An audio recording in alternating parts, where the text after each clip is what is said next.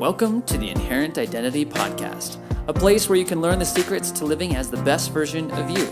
It's not about changing, it's not about becoming, it's about remembering. It's about recovering what you've always had within you, but you just keep getting distracted and you just keep forgetting. Join me, your host, Tyson Bradley, as we discover the practical steps for easily and effortlessly creating a lifestyle that lasts. Hello, everybody. So, it's a new year, my friends, 2023, or at least the time of this recording, January 2nd, and I am an author. I was shoveling my snow last night, and my neighbors were asking, so did you publish the book? It's like, yes, and you can only get it in my membership. And at least for the time being, that's the thing, and it's free. So there's this amazing book, and it's called Reclaim Your Inherent Identity. The 5 steps to bypass your brain and create lasting change instantly. So that book, and it's on audio too. I recorded all of it with my voice. So you don't even have to read it on a PDF. You can just listen to it on your own private podcast. So all this stuff's available if you go to inherentidentity.com and sign up for a free trial of the Inherent Identity family, which is just super cool. It's out, it's now, it's there, and it's awesome. And I just want to take this episode, and there were some just really neat insights that I've had over the past week that I want to share with you, some scriptures, some quotes, some stories that all connect to the case for your inherent self and how it's possible to create change instantly when all the science actually kind of goes against it. So, in 1887, there was a man by the name of Simon Newcomb, and he was a kind of a leading expert in astrology and astronomy. He was actually the dean of the American Astronomy Association, and he went to an observatory dedication. And he said in that dedication of this, this new observatory, which is to study the stars, he said, as far as astronomy is concerned, we do appear to be fast approaching the limits of our knowledge. The result is that the work which really occupies the attention of the astronomer is less the discovery of new things than the elaboration of those already known. So in 1887, this expert in astronomy thought that there's no way that we'll be able to discover more. That's it. We've reached the limits. He also didn't believe that man could fly. And then the Wright brothers came around, 1906 or so, around there, with their plane. And so he said that when he had said in the Wikipedia page, when I was looking up Simon Newcomb, he said that once he heard about the Wright brothers building a plane, he's just like, okay, that's awesome. And, he accepted it. And that's the thing is that just like the example of Roger Bannister, who was a person who broke the 4-minute mile, scientists didn't believe that it was possible. And then the moment that he broke it, there's like, oh, okay, actually it is possible. And then they start seeing the science that proves it true. It's like your eyes are now open. And there was this talk given by Dieter F. Uchtdorf, and he said, today we can see some of these distant galaxies.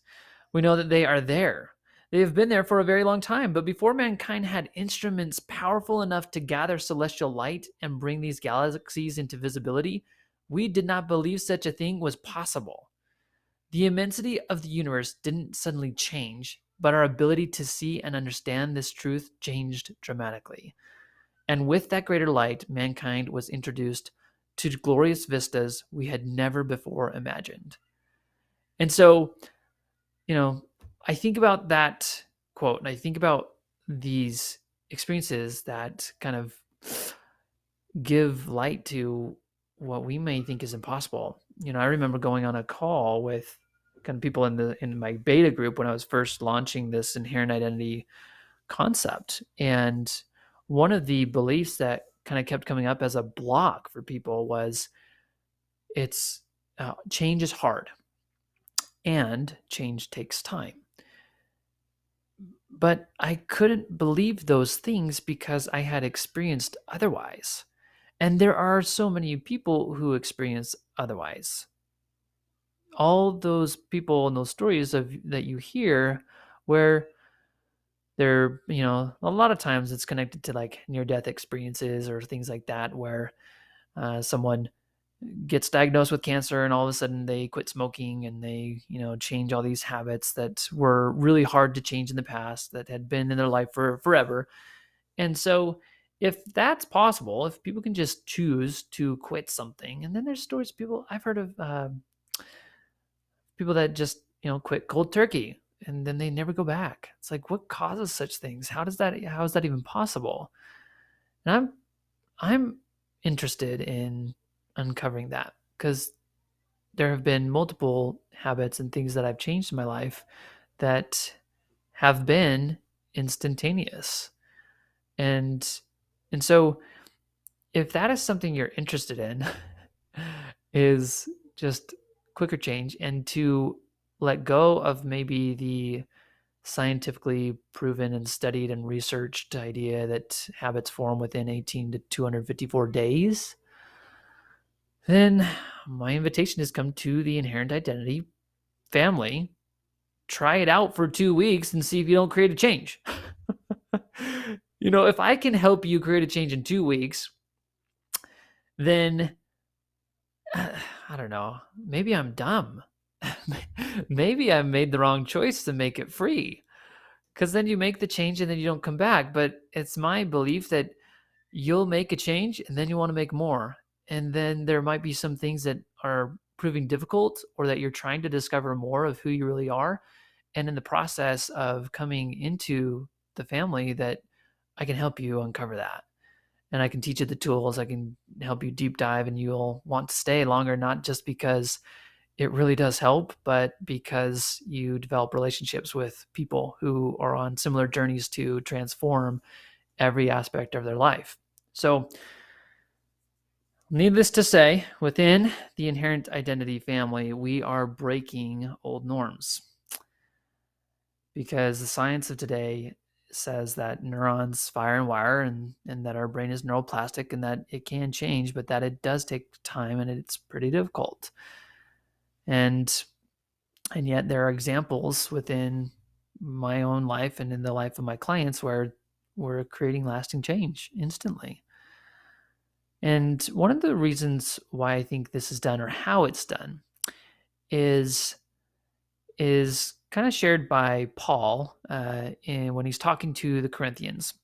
So in 1 Corinthians chapter 2, verse 14, he says, "But the natural man receiveth not the things of the Spirit of God, for they are foolishness unto him, neither can he know them, because they are spiritually discerned." I think that the problem we all have is not that we can't, hear the Spirit. It's more so that we're just too distracted by our busy mind that there's no room to listen to it. My prayers used to be an endless monologue where I would speak and then I would speak some more. And oftentimes I was actually just so tired that I would literally fall asleep on my knees at the end of the day or even in the morning. And so in terms of my spiritual relationship and connection with God, I would actually say that it used to be poor. Even though I was reading scriptures every day and saying prayers every day, I would say that it was poor in comparison to what I feel now. And that's not a bad thing. I'm so glad that there's been this growth. And I'm so grateful for what I have gained. I just think that it's important to consider what is available to you when you start to increase your ability to discern from the Spirit. So, and I want you to think about, how you can just tell that you were made for more, that there's this dream inside you that can't be stifled, that no matter how many times you might get distracted, whenever someone brings up the idea of creating a better life for yourself, the visions that you have keep coming to mind. As you think about that, this spirit within you that yearns for such things, this is what I'm talking about. And the Inherent Identity family is designed to help you create room for that spirit, to practice the skill of listening and to get so good at listening that you start acting on the voice of the Spirit versus reacting to the voice of your brain. Because the more that you do this, the more your life completely transforms. It's not about making little improvements here or there. It's not about you becoming just a little bit better, faster, stronger, healthier. This is about you living in an entirely separate life, one that is free from the pulls of the world, or the pushes more rather, but one that is free from the daily challenges and problems that your brain likes to make up to keep it occupied, to fight for its relevancy in your life. So if this is what you want, then this is what I'm offering and what's available and what I'm inviting you to. Because when you combine mental modeling and understanding with spiritual tuning and discerning, that is when things get really transformational.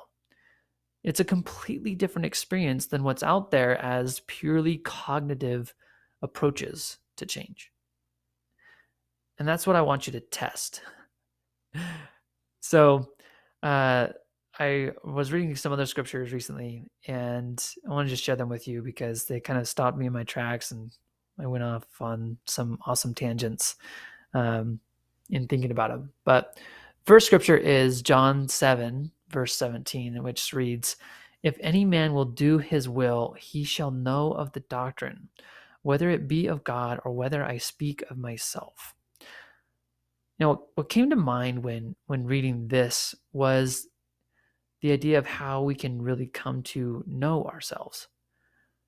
Consider this kind of translation that I made of this scripture. If any man will do the God within's will, he shall know of the doctrine, whether it be of godliness or whether it be of the brain. Now, a good example of this is kind of the idea that came to me to have daily morning calls with all my clients where we would meditate, pray, receive guidance, and commit to one another to be our inherent selves. And I had a sense that this call was more from the Spirit than from my brain, but to see for sure, I tried it out. I told my clients, I said, okay, we're going to do this thing. We're trying something new. And they came, and the response was amazing. I mean, I did it for a couple weeks, and I asked them, I said, so what do you think? Do you want to keep doing this? And every single person I asked, they're just like, yes, please keep doing this. This is awesome. This is amazing. I want to keep showing up to this. And at first I didn't know. I didn't know whether this would be good or not. And so I tested it out. It's like, if any man will do these desires, do that will, like the will of your heart is to actually act upon the things that it's prompting you to do. And if you do so, you shall know of the doctrine. You shall know whether it's true, whether it's of the godliness within you, or whether it's just your brain thinking that it would be cool to do some things. Because, I mean, when I was a kid, my brain thought it'd be cool to do some things. And some of those random things were yo-yoing, juggling, balloon tying, claymation. I just did random things because I thought, hey, that'd be cool to try. I tried it out. And I'm not still doing it today. Yes, I can juggle. Yes, I can yodel. Yes, I can do these things. I don't do it every day because it does not like make me come alive. I think about, I don't know the story of Tim Burton. Um, I think it's Tim Burton that creates the claymations. Maybe not. I could be totally off on that. But, he's the one he's like pretty much the primary person that makes claymation movies. And I have to think about, what got him into that? Like, at what point in time did he just, was it when he was a kid? Did he make claymations? Then he stick with it because he was just like, I love this so much. All I know is that that's not me. And so the more you discover who you really are, the more you discover these things, you can know of the truth. The thing is, we have to practice listening. We have to practice being able to discern what is from your spirit. We have to practice and create these skills so that you can start living into your inherent self. And that is what I'm here to help you do. Now, another scripture that kind of came to mind that I wanted to share with you, or one that I read recently, comes from Alma chapter 32, verse 27. And it reads, "But behold, if ye will awake and arouse your faculties, even to an experiment upon my words, and exercise a particle of faith, yea, even if ye can no more than desire to believe, let this desire work in you, even until ye believe in a manner that you can give place for a portion of my words." Now, this scripture was interesting because I read it as though my heart was the one speaking to me, begging me to experiment on the things it tells me. Now, I'm going to read this scripture again, and I want you to, and I might add some commentary, but I want you to start thinking about, what if your heart is the one asking this, saying, hey, if you will just awake and arouse your faculties, like start acting on some of the things I'm prompting you to believe in, even if you just experiment on the things I'm yearning about, just try it out. If you just exercise even a particle of faith, you know what? Even if you can just no more than want to want. So even if you can just, I've been telling you, wouldn't it be nice if we just let go of sweets, or wouldn't it be nice if we just created a business? Even if you just started to want to do that, that you could increase the desire for it. I just want to let this desire work in you, like allow it to work in you. And even until you believe in a manner that you can give place for a portion of my words. So it's like your heart is just begging you, hey, will you just open up a little bit? Just believe that it's possible that we could do this thing and that you could enjoy it, and that it wouldn't result in maybe some of the things that you think it would cause that are negative or not so fun. And as I thought about it in this way, it was really fascinating because, the rest of this chapter in the scriptures talks about the idea of growing this seed of desire into a tree that brings forth fruit. And I just think that we all have seeds of desire. They're innate within us. And if you're willing to listen and take action on that seed, you're going to know whether it's a good seed. You're going to know whether it's the thing you are to do. And so this is the invitation I'm making, is for you to, that as you listen to this, if any time this podcast has struck a chord in your heart, where you felt something stir within you, where you felt something resonate with you, where you felt the truth just land, I just want to invite you to experiment on the Inherent Identity family. Come test it out. It's free to try. Now, I will warn you in some regard that the brain is actually naturally averse to new things. It doesn't want to try something new. Why? Because it might disrupt the very safe and familiar life you've built up for yourself. You might think, if I join this program, then I'll have to start doing cold showers like Tyson. I'll have to do uncomfortable things. You might be scared to even get on a call with other people because you label yourself as introverted. And yet your heart says, try it. And yet your heart whispers, just try it. The real question you want to ask yourself is whether you want to fight for the limitations that your brain is giving you, or whether you want to honor the heart that is within you. Do you want to be bound by your brain, which keeps you where you are? Or do you want to experience an entirely different level of living? Because, I thought my life was pretty awesome when I was working at AT&T. And then I followed the poll to get into coaching. And now I'm running my own coaching business, which is so much better than I could have even imagined. And I thought that life was pretty awesome, eating cake and ice cream with my wife every day. But then I followed the poll to let go of sweets entirely. And now I have more energy and connection with my family than I ever did before. I thought my life was pretty awesome when I was watching shows, each night with my wife. But then I followed the poll to do more engaging things like board games, conversations, and other activities that now bring us closer together than we've ever been. So there really is a different life, a different level of life available to you. And my invitation is that you experiment with the Inherent Identity family. Sign up for a free 2-week trial. And I'll have to share that everything's included. And the thing is, you have to trust that these things that I've offered, that they really will help you. And that's really what I'm banking on, is that you're going to come in here and you're actually going to see a difference, feel a difference, and that you can actually live a new life, that you don't have to let yourself be bound by the idea that change can't come quickly and easily, because it can. I'm living proof of that. My clients are proof of that. And I would say that if I was to give you any sense of urgency to go do it now, it would probably just be, do it now while the offer stands as it is.